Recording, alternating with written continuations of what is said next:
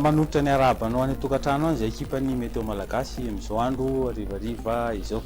Alohatsika dia sara izao am'zanabolana hitantsika zao fa eto andian-drahona reto zany fa misina mankany mianatsimo any dia alzay malefaka somary toerana trany no mandrafitra ny toetrandrotsika raha ny rapitso. Dia toy izao zany vinavinan'ny toetrandro raha rapitso maraina zany dia isy orana malefaka aty amin'ny Antalaty somary andrahona kosa ny andro ny morotsiraky Nalanjorofo sy Atsinanana. Ny faritra sisa zany dia fandimy raona sy masoandro fa mety zavona vao maraina ty amin'ny faritra Tsimo Andrefana sy amin'ny ilany andrefan'ny avoatany rehetra iny. Ny tolakandro indray dia isy orana tandrifondrahona aty amin'ny manodidina ny Analalava iny any amin'ny vinavinaina any amin'ny alina any zany.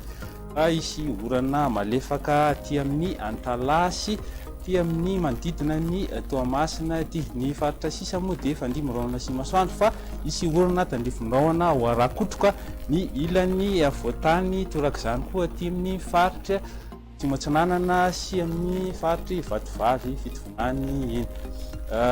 Ny maripana vinavina rapitso maraina indray dia tombotsika ny aty avoatany zany dia eo amin'ny 14 ka hatramin'ny 17 degré celsius zany. Ny morotsiraka moa dia mihoatra ny 20 degré celsius ary tafakatra hatrany amin'ny 20 izy iny amin'ny faritra avaratry ny nosy iny. Ny tolakandro indray dia eo amin'ny 20 ka hatramin'ny 30 degré celsius hatrany ny aty avoatany.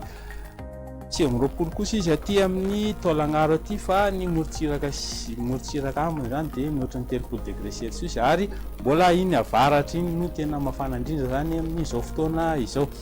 Ny toetrandro reto tanàn-dehibe reto indray dia ibalika ny andro any Paris, Milan, Johannesburg, Nairobi sy Bangkok dia ifandimy ny rahona sy ny masoandro.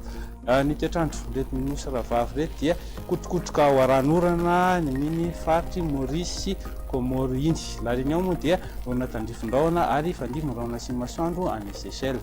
Dia indray ny afaka ifampizarako aminao izao andro harivariva zao. Ametraka amin'ny mandra-piona indray veloma.